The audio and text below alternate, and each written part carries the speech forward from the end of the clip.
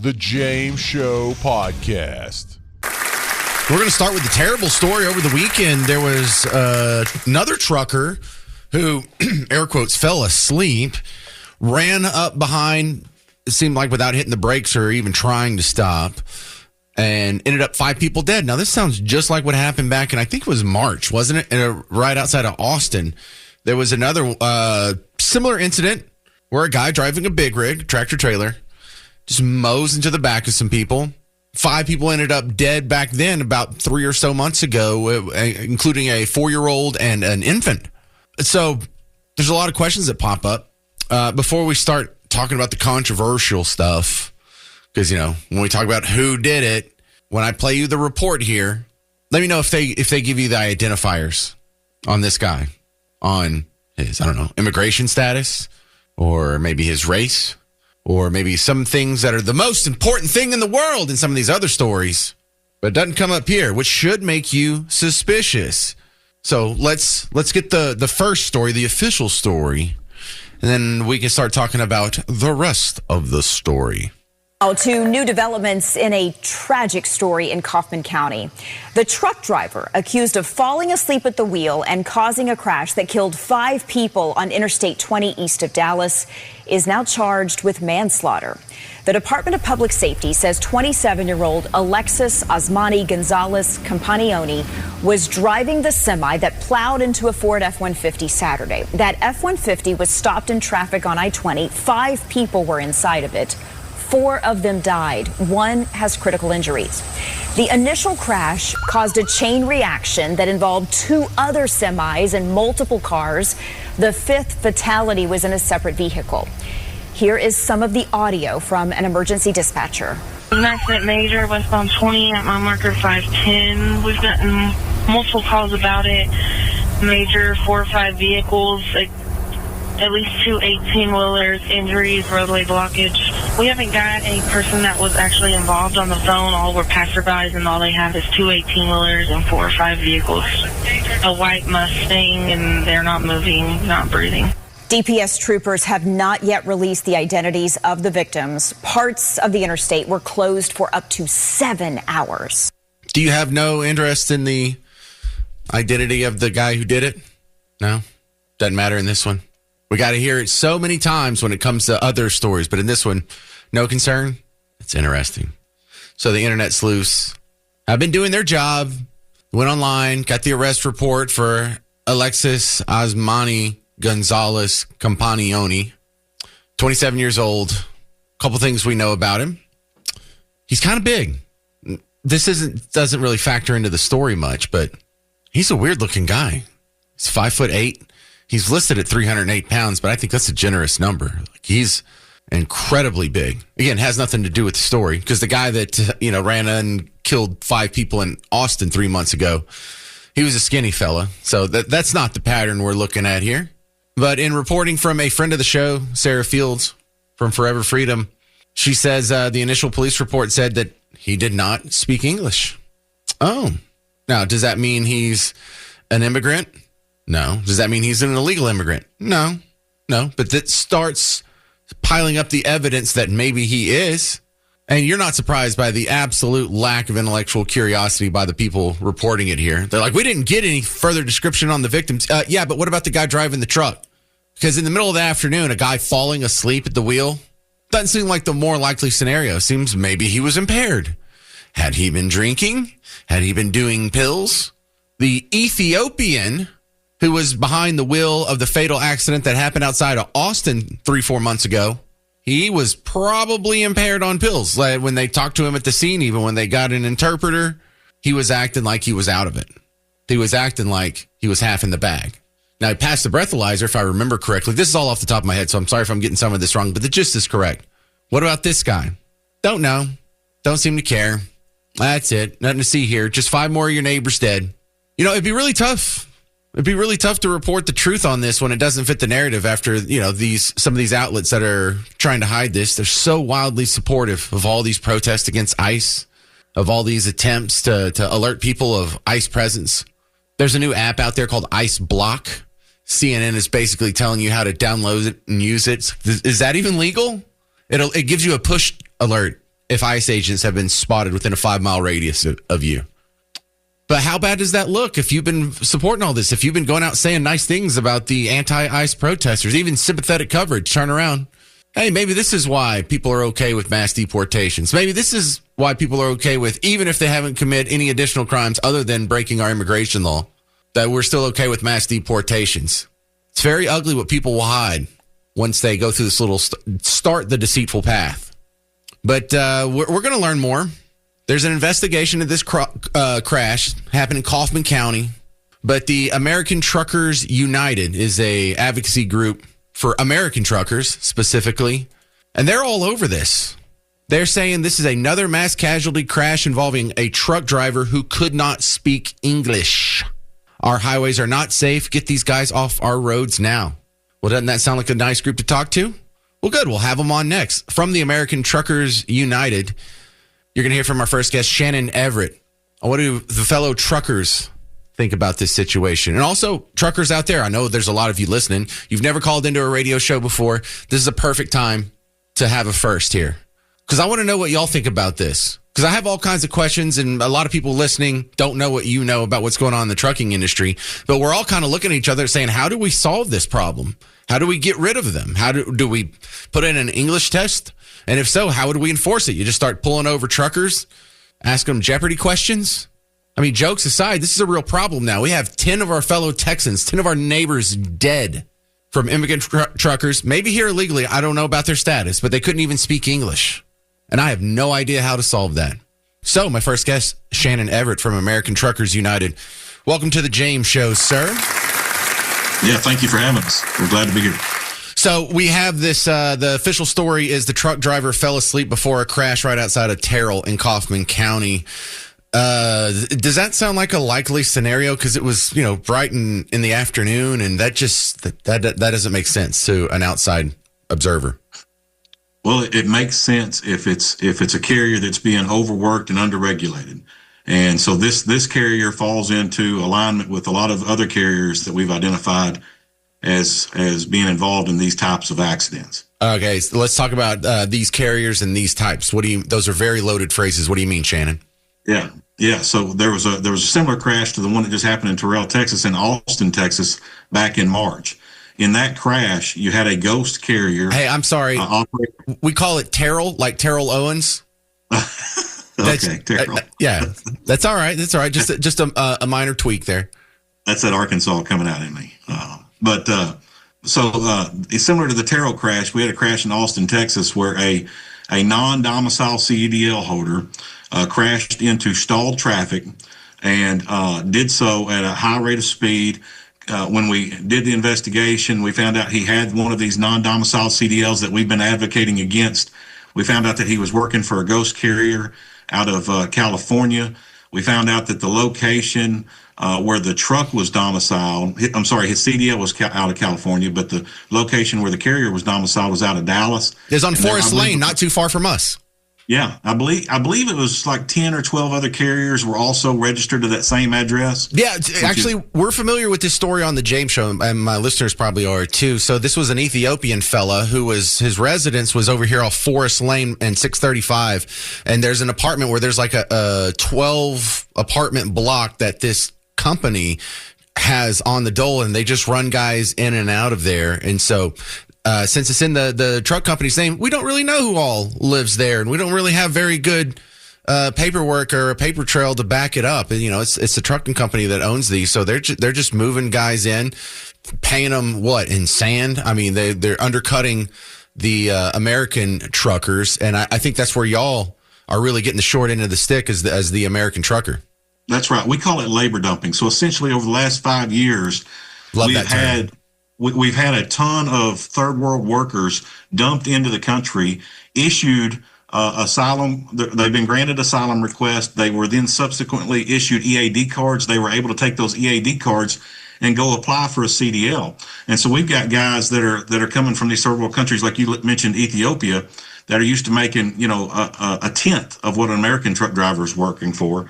And so naturally, the ecosystem of the truck drivers, the American truck driver, is being completely replaced with this new group of unsafe, unqualified, unvetted drivers. That's what happened in Austin, and that's what's happened over the weekend here in Terrell. Well, I hear this from my trucker friends. I'm from out in East Texas. That's a very popular profession out there. And, the owner-operators, the guy that owns a truck by himself and just leases himself out, he can't compete against these big conglomerates that own many trucks and they have many truck drivers and they're paying them the bare minimum possible. And I have seen personal friends of mine go out of business because of this. And I love the term labor dumping. That's the perfect term for it. Yeah, because it's just like steel dumping. It's no different than if China was to dump all of their steel in here. Yeah. It would put our steel industry out of business because we can't compete with their labor. All right, Shannon Everett, American Truckers United, how do we fix this? So we've got a letter out to the Secretary of Transportation right now with 2 requests. Ban the non-domiciled CDLs that are being issued to non-citizens. The state of Texas, your DMVs are issuing a ton of non-domiciled CDLs to non-citizens. There's about 9 other states that are doing it as well. We've asked the Secretary of Transportation to revoke them and ban them. We didn't have those before 4 years ago. That is a new phenomenon. Oh, really? The second thing is to restrict anybody on a foreign CDL, like Mexico, to operating within a certain radius of the border. We shouldn't have guys from Chihuahua and Saltillo driving all the way to New York and to Michigan and to Pennsylvania. Our American truck drivers can do that. So allow them to cross the border, make an interaction, make an exchange, and then they need to go back. Do we know if this guy is an immigrant or an illegal immigrant in the Terrell crash? We have confirmed that he is. We have confirmed that he's from Cuba, and we have not yet confirmed the type of commercial driver's license that he has. Cuba. But based on the information that we have, the company, Cuba. That's a new one. The company he was working for was out of Washington, and it appears that he went through Florida when he came in. And so we're trying to get to the bottom right now of his exact status, whether it was a legal work visa or it was one of these EAD cards that I described the Biden administration gave out, or some other illegal process that he went through to obtain a CDL. If he even has a CDL, we don't know yet. Real quick, Shannon Everett, American Truckers United, you keep using the term EAD. What is that? Employment authorization document. So everybody's familiar with, work visas are issued to these non-citizens from time to time to fill certain trades. And this is an end around those laws? Yeah, those are structured. Work visas are typically structured. They're limited in the number that can be issued. This EAD card was unlimited. So when the borders flew open over the last 4 years, they started passing out like candy these things called EAD cards, which qualified everybody for any kind of a job. That's great info. The Shannon, industry has been inundated with these. I'm out of time, but you're the first person I heard say he has been verified as a Cuban. So we'll keep an eye on this, and I appreciate your time. Seems like you got a great advocacy group. We love our truckers out there, and you can go check them out, americantruckers.com, and also find them on Twitter and X. A lot of good info there. Thank you, Shannon. Thank you. This is Nathan in Saginaw. You're on WBAP. Well, you said you wanted a truck driver to call in, and I got about 40 years worth of experience, so guess I qualify, and I learned a little bit from that last caller that I didn't ever know. Well, have you seen a stark change in the makeup of truckers in the last 4 years now that they started doing these EADs? Well, I remember going to Laredo picking up loads a lot, and 10 years ago or better, 20 years, I noticed where the Mexican truckers were coming over to United States, and they were getting way on out there. I've seen them over in Atlanta before, driving their trucks and their Mexican rigs, Yeah, you know what? When I first started in radio it'll almost be 23 years ago, I remember truckers complaining about how NAFTA had really opened up the competition for truckers within the United States because they're not moving here. They don't need a green card. They're just driving a truck and they'll go home as soon as their run's over. So that was a weird sort of loophole around immigration laws that were hurting truckers. And now it seems they've expanded that and the number of people you have to compete against. I've always seen it as, putting one more American out of a job, Yeah. A lot of people like driving trucks. All right. Well, thank you very much, Nathan. Let's go to the next trucker. Ken, Arlington, you're on WBAP. How do we fix this?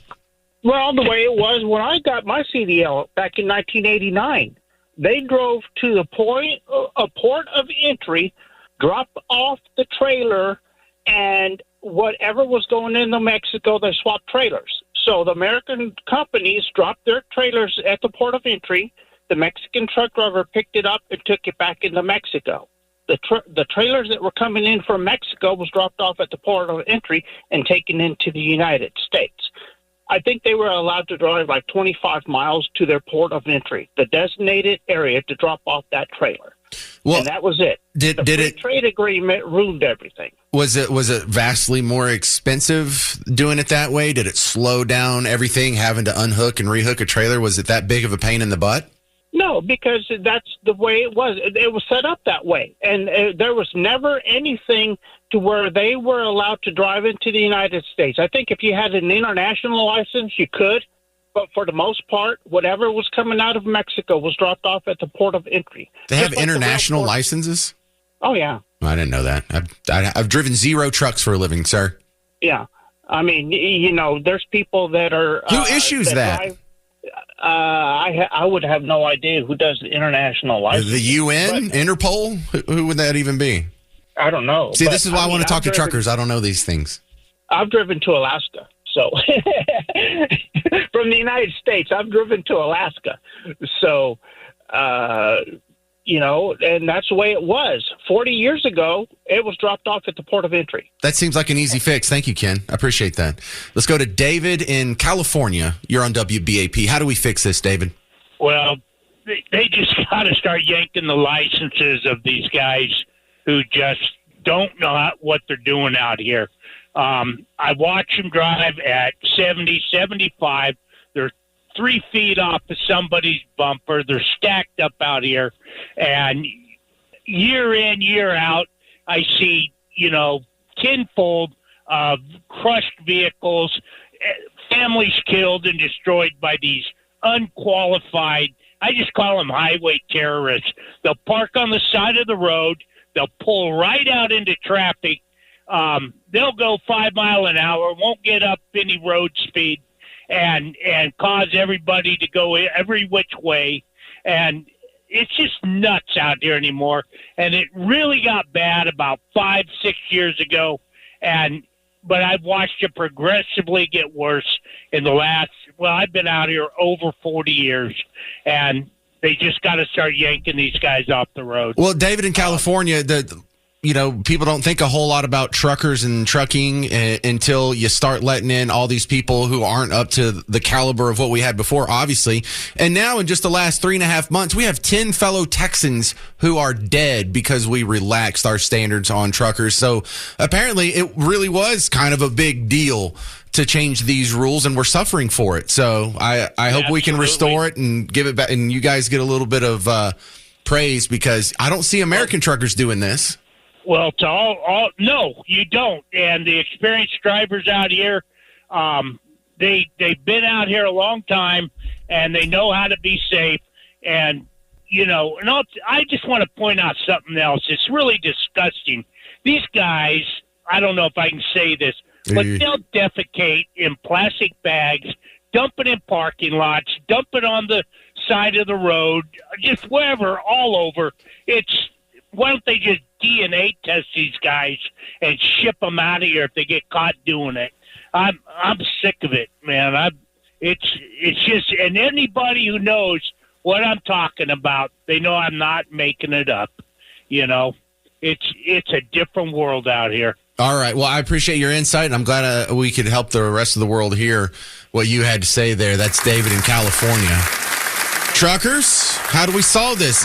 We have another immigrant trucker mass fatality crash in Texas. Trucker crash killed 5 over the weekend in Terrell, a lot more injured. Let's talk about solving this problem. This is Aaron in North Richland Hills. You're on WBAP. Hey, James. Hey. Yeah, I've done heavy haul truck, and I haven't been driving it, but I own the business. And I saw the thing, and we started in 2009, and you could see it getting worse and worse as the years go on. And what you're not thinking about either is insurance. Think about how the insurance has gone up in America based on vehicles, trucks, everything. It's due to these wrecks and stuff. It's no different than us going over to Egypt and driving a truck for them over there, not knowing the highway system, the signs, everything. It's all just a big old major issue. And it's going to get even worse with cars. I mean, look at the state of Texas. Now you go get an inspection done with your car. Doesn't matter if the brake lights work, the brake pads, all that stuff. I don't know what's going on with our government, but they're making it worse and worse based on drivers, and especially in Texas, if not America. Well, I am not with you on the inspection sticker stuff. I lived in Oklahoma for a year, like 20 years ago, and they didn't have inspection stickers. And you know what? Everything worked just fine. It was amazing. Cars weren't running off the road.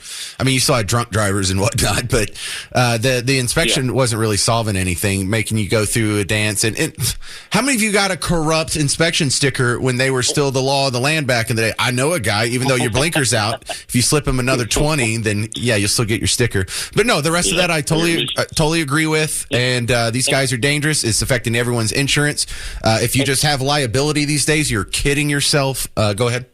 Yep. And one other thing, think about this. They're wanting to come out with these 18-wheelers that are fully electric. You think the weight on these trucks now weigh a lot? Just wait till those get in service. You're going to have these 18-wheelers going down the road with all these batteries for the weight, and they get in a wreck, it's going to be 10 times worse. Well, I trust the robot drivers more than the dude from Cuba who just got an EAD a couple months ago, or the Ethiopian popping pills on 35 in Austin. But thank you very much, Aaron. I appreciate your call. Good stuff. Let's go to Dan in El Paso. You're on WBAP. What do you think, Dan? Oh, man, that guy was spot on. Well, two things I see out here going to I-10. I've had a dedicated route out here for probably 4 years, but before then I've been coming to El Paso. And, man, there are the demographics of drivers just changed. There's so many Indian drivers, so many Mohammed drivers. And up in Anthony at exit 0, I saw this a long time ago. They have, some kind of training session going up there where there'll be 50 just foreigners training for a CDL with one truck. And tell me, how are they supposed to learn how to truck drive? And they're all foreigners. Everything from South Americans to, Africans, everything out there. So I see it. I know what's going on out here. I see it every day. So there's some moneyed interests who are making a killing because they can undercut you, Dan. Oh, man, I'll tell you what. Out here, you cannot pull a load out of El Paso because of all the small companies that have formed coming back this way. They do it for pennies, and they love it. They'll do it for free almost. And we can't make a living out here anymore like that. They've undercut the American truck driver out of it. And I'm with that guy about the insurance. Insurance has gone way up on companies, and they're having to go out of business because of all these wrecks. There's shell trailers sitting on the side of 10 going to El Paso of so many wrecks that happen pretty much every week. Every week I see it. Really? Every week. It's crazy. Oh, man. Are you from El Paso? No, I drive from San Angelo to El Paso on a liquor run, driving it to Glaciers out this way. Well, next time you have some leftovers, you can drop them over here by me and Bug Toss. So thank you very much, Dan in El Paso. Yeah, you got it, boy. Thanks for the insight. Yes, sir. You got it. Jason, Little Elm, you're on WBAP. Hey, I've been an over-the-road trucker for about 20 years now. And basically what I'm seeing with these AEDs, you got to understand how easy it is to get one of these. They're not tied. They're not like a traditional visa that's tied to a specific job. Like a worker-sponsored visa?